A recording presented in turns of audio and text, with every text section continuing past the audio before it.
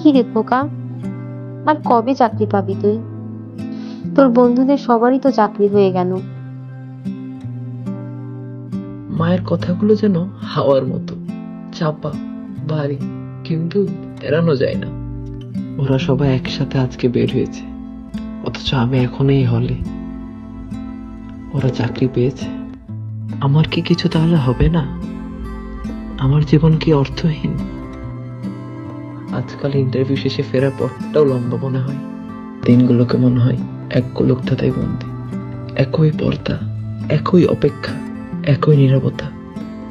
স্ক্রিনে যখন ওনাদের সাফল্যগুলো ভেসে ওঠে, আলোর মতো চকচক করে, ঠিক তখনই নিজের ঘরটাকে আরো বেশি অন্ধকার লাগে।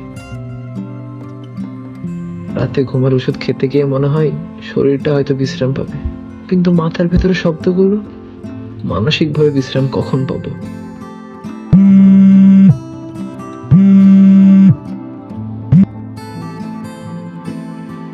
কি জন্য ফোন দিয়েছিস? চাকরির খবর জানতে চাস তো?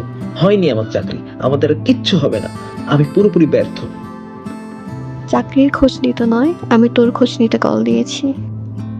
কিছু মনে করিস না রে, আমার না আসলে কিছু ভালো লাগছে না।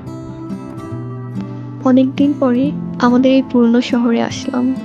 আজ স্কুলের পাশ দিয়ে হেঁটে যাওয়ার সময় হঠাৎ করে তোর কথা খুব মনে পড়লো।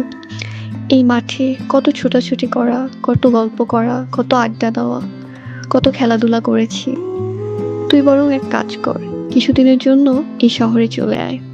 আর মনে রাখিস, পরিস্থিতি যেমনই হোক না কেন, আমি সবসময় তোর পাশে আছি।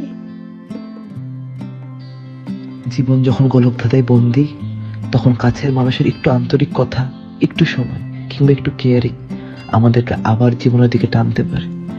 তাই কথা বলো, মানুষের পাশে দাঁড়াও। যখনই দেখবে কেউ ভালো নেই, জিজ্ঞাসা করো কি হয়েছে, একটু কি শুনতে পারি? এই ছোট্ট জিনিসগুলো একটি মানুষকে পুনরায় জীবন দিতে পারে।